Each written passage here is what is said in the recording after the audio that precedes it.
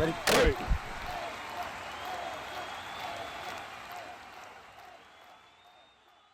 What's up, guys? It's Pick'em with HuddleGG, and welcome back to another episode of Ask Huddle. If you guys are new here, this is a series that we do each week. We answer your guys' questions. So if you have a question you'd like answered in a future video, wherever you're watching this, just make sure you leave that in the comment section below, or you can join our free Discord by going to HuddleGG/Discord, and we answer your questions in there as well. Appreciate you being here. Let's dive into this week's episode. And our first question today comes from Teal, and they ask, is there any way to bomb cover 2 over the top? Now, the answer to this is yes. There are a few different concepts that we teach on our website to bomb cover 2 deep. The one we're going to talk about here in this video is going to be, to me, what may be the most simplistic way to beat cover 2 deep. And we're going to come out in a trip set, and we want to come out in a verticals call. And the key route on this is going to be the middle receiver on this inside seam that's bending to the middle of the field. Now, another route that's really effective on this play is the B receiver. He's going to keep the attention of the mid read. But in a setup like this, I would want to block our running back, just give us added time, and we're going to put our tight end on a corner route. Okay, now from there, all we need to do is buy time in the pocket. But you're going to see here, we do have a cover 2 defense set up on the defensive side of the ball. But when we say hike, we're just going to buy time, and we're going to pass lead this down and away from that safety, and we're going to be able to rat catch that for an easy one-play touchdown. Now, if we look at the replay, you're going to see exactly why this play works. So again, this tight end does a great job of keeping the safety to the right side of the field and making him get out wide. So you see, he has to get out wide to help over the top of this tight end.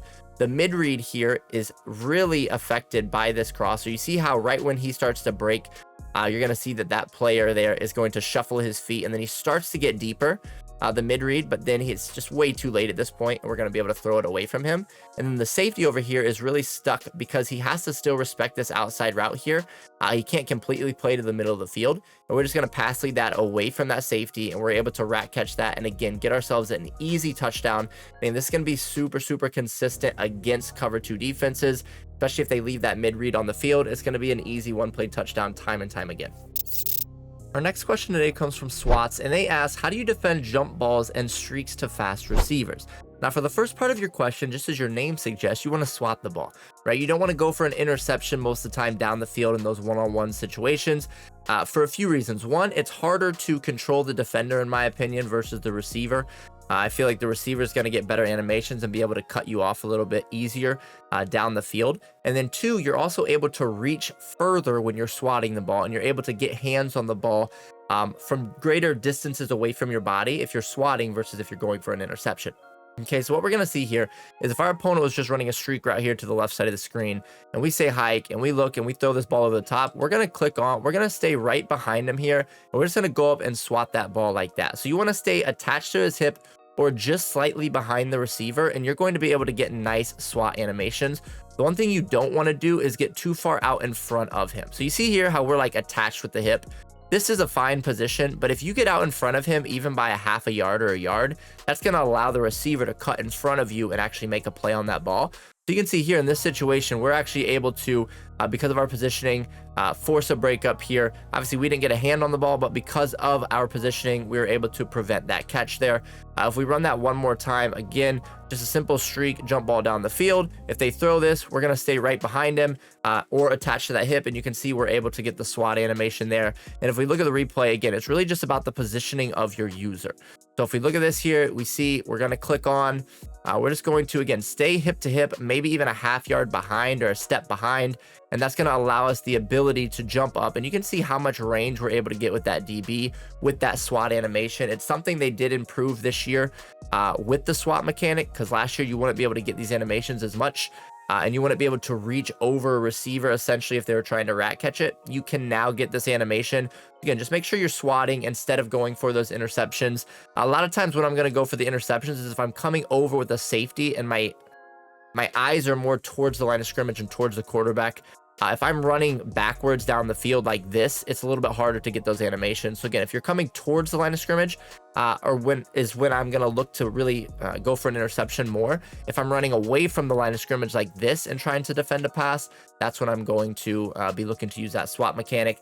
The second part of your question, how to defend streaks to fast receivers, just make sure that you don't press. Make sure you have a safety or a cornerback over the top and an outside third, a deep blue of some sort, whether it's a deep half, an inside or an outside quarter, something like that. If you're playing regs, I know that the speed discrepancy can be a little bit frustrating at times. In Ultimate Team, just make sure you have a team that's equally as fast, or at least close to as fast as what you're going to face. If you're in regs and you really have a big speed difference between your DBs and their receiver, just make sure, again, you're not pressing, you're not showing blitz, and you have a deep blue over the receiver that you're trying to defend. Our next question today comes from Alex the Great, and they ask, how do you stop the RPO out of gun deuce close? Now, I'm going to assume you are referencing the RPO read flat wheel, as this is going to be the most popular RPO that you're going to face out of this formation. And there's two important things with this. First, we're going to show you how to recognize that it is the RPO play, and then we're going to talk about how we can shut it down. So if they come out on this play, I'm going to actually be in hot blitz bail. This is going to be my favorite thing to run against this, as we can get nice pressure with our blitz. We can also take away the main reads that they want. Now, you can run a concept like this out of any play, though. You don't really have to pick any specific play. I'm just going to show you how I personally do it out of nickel 3-3 odd here. I do have auto flip off, and then I have safety depth at close and safety width at pinch. When I come out in this play, I'm going to shift my line to the right and pinch my linebackers. And then we're going to put the outside corner to the right, or to the running back side, in a hard flat. And we're going to do the same thing with the slot corner to the left. So it's going to look something like this. And I'm going to user this player and essentially be a deep half defender. Okay, now why this is important to setting it up this way is we need to take away a few routes, right? So we need to take away the RB on that quick wheel, right? So that quick throw to the RB is something people will like to throw. We also want to be there for the Y if they do throw it out there. And then we also want to take away the B. Okay, so the RB and the B are my main two people that I want to focus on. And then the Y is kind of a third route that I'll just be there for, but I'm not really super worried about that route as much. But the thing is, I want you to see, if we look at the icons on the offense right now, you can see that the running back is the A icon. If the running back is the A icon, that's telling us that it is the RPO read, or it is an RPO read. Okay, if I switch to something like bench dig curl, you can see that the running back is now the RB. Okay, if I switch to spacing switch, the running back's the RB. If I switch to inside zone split, the running back's the RB. If I switch back to RPO read flat wheel, the running back is now the A. Now, a way that you can tell that on the defensive side of the ball is just try to man somebody up. So try to man your safety up, and you're going to see here that we now can see the icons of the receivers and the running back. And again, if that running back is the A, they are running an RPO read style play. And that tells us that we're just going to need to take away the route that we need to take away, right? So what we're going to do here with our users, we're going to take away the post with the safety. Okay, if you don't feel comfortable using this player, you could always use this player here in the yellow, and you could take away that post as well. But again, our job is to take away the B on the post. So if they go to throw this, we're right there. Okay, that's the route that we need to take away with our user. Whether you're doing that with the safety, with the linebacker, it doesn't really matter. Again, we're focused on that route because you can see here, we have this route taken care of. And then if they look to throw it underneath, they're going to be throwing it into traffic where we have this player and this player coming down. They're not going to be able to make this throw either. So they do not really have this as an option. Again, it's going to be something you can get 1-2 yards on.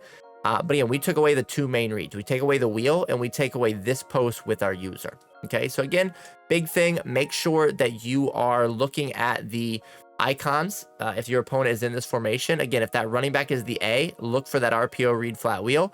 Again, make sure you have that hard flat out here to the outside corner, and then you take away the post to this B receiver with either the safety or the linebacker, whichever you feel more comfortable with.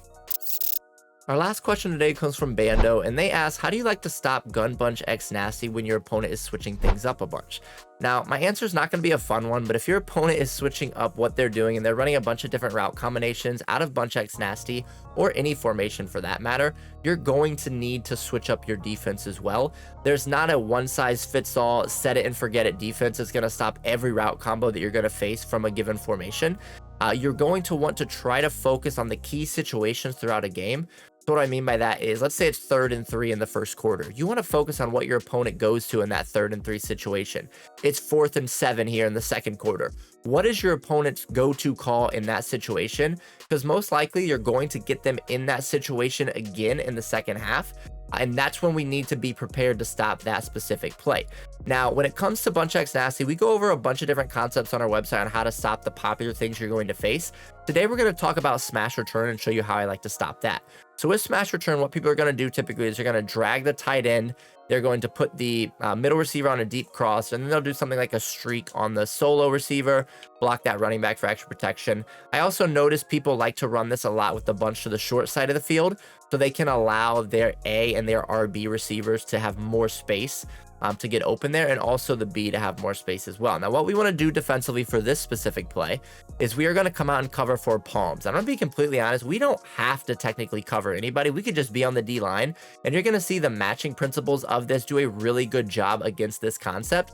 But there is somebody we'll want to use or to help take away a route that they can throw, and I'm going to show you here. So if we say hike, and we're looking here, we're not going to really have much open in general, especially if we have a good pass rush. And if we look at the replay here, you're going to see that the 3-rec hook is going to take the tight end. Okay, so this 3-rec hook is going to take the tight end on the short crosser. All right, and then we also have this quarter flat over here who's going to be in the area because the running back didn't go out for a route. The running back goes out for a route, this guy will take him here, number 91. But you can see that the 3-rec does a good job on the drag to the tight end. The quarter flat does a good job on the return route. So we're going to be here, and if they try to throw this, it's either going to be a KO or a very minimal gain. And then our safety to the bunch side is actually going to match the deep crosser. And you can see that he's in pretty good position here for a KO or even maybe a swat. But this is the route we do want to try to take away a little bit better with our user, because you can see they could pass lead this down in a way and make this catch. We don't have to worry about the streak either. We have the corner and the safety bracketing this over the top. So what we're going to do is we're going to take away the deep crosser with our safety. Okay, so what we want to do is when we come out in this play and we set up the same thing here on the offensive side of the ball, as you can see, we are going to user this player in cover 4 palms if we think they're running smash return. The second I see the tight end go underneath and 80 go out to the flat quickly, I know that I'm now taking 85 vertical, and it's most likely going to be that deep cross. Okay, so what's going to happen is if they say hike, I see that route combination, I'm now going to cut off this deep cross, and now there's really nowhere for them to throw the ball. Okay, so again, if they want to try to dump it underneath to the return route or to the drag, they could get a minimal gain, but most of the time we're going to get a KO. You can see here the 3-rec is on top of that drag. Again, minimal gain if they throw it. And this quarter flat is doing a really good job matching the return route. If they try to throw this, we're going to get a lot of KOs. Again, if they catch it, minimal gain. And now that we knew who to take away with our user in this coverage, we're able to take away this deep cross right here, get underneath of it to not allow them to make that throw down and away from the safety. And obviously we have the streak bracketed as well. So this is just one of the concepts that we use to shut down Bunch X Nasty. But again, you want to mix up your coverages. You want to try to figure out what they're doing in key situations and then adjust your defense according to that throughout the rest of the game. If you guys are looking to get even better at Madden, make sure to join our free Discord by going to HuddleGG/Discord.